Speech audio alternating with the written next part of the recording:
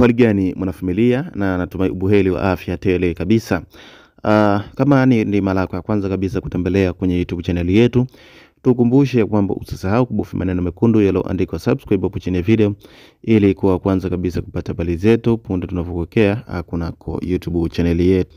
Sasa ni kwamba tukiangazia kunako football. Sasa aliyewahi kuwa mchezaji wa klabu ya Young Africans, na mzungumzia Jesus Moloko, ameonekana akipitia wakati mgumu, hasa baada ya video yake kuonekana akionekana akimuomba fedha aliyewahi kuwa mchezaji wa klabu ya Young Africans, na mzungumzia Fiston Kalala Mayele. Sasa kupitia video ambayo inasambaa kwenye mitandao ya kijamii, ni kwamba Jesus Moloko ameonekana akihitaji kuonana na Fiston Mayele. Yani alionekana akihitaji kuongea na Fiston Mayele baada ya mchezo wa APR na Pyramids kutamatika, ambao mchezo ulichezwa siku za hivi karibuni.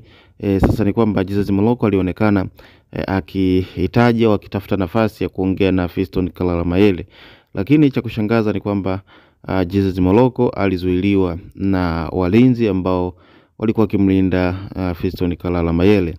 Sasa kitu ambacho alibahatika kutoka kwa Mayele ni baada ya kushindwa kuwasiliana naye au kuongea naye, basi kitu ambacho alikifanya ni kwamba aliomba kiasi fulani cha fedha, ambapo Fiston Mayele alitoa mfukoni mwake na kumkabidhi Jesus Moloko. Video hiyo imeleta hisia tofauti au imegusa hisia tofauti, hasa kwa wadau wa football na mashabiki kwa ujumla, kwa kile ambacho kimeonekana kwa mchezaji huyo ambaye alishawahi kucheza kuna klabu ya Young Africans. Sasa maswali yamekuwa mengi, hasa ni kwamba ni nini ambacho kilimtokea au ni nini ambacho kimemtokea Jesus Moloko hadi kuwa na hali ambayo inaonekana kama ni hatarishi, yani akipitia wakati mgumu au akipitia mazingira magumu, ambapo yeye kama mchezaji mkubwa ambaye alishawahi kucheza kuna klabu ya Africans, si tarajio au si matarajio ya kuona mchezaji kama Jesus Moloko akionekana akitangatanga au akionekana mtu ambaye anapitia wakati mgumu, kitu ambacho kidogo kinafikirisha hasa kwa wadau wa mpira, hususan kwamba ni nini ambacho kimetokea baada ya kuondoka kuna klabu ya Africans. Na tunafahamu ya kwamba Jesus Moloko ni miongoni mwa wachezaji ambao walifanya maajabu makubwa kwenye kikosi cha Young Africans misimu kadhaa iliyoisha au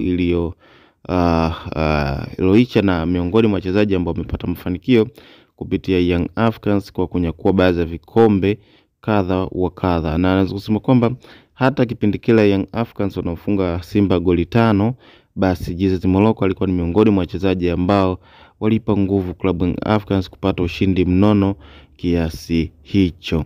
Sasa mwanafamilia, naendelea kukumbusha kwamba usahau kubofya maneno mekundu yaliyoandikwa subscribe hapo chini ya video, ili kwa kwanza kabisa kupata habari zetu.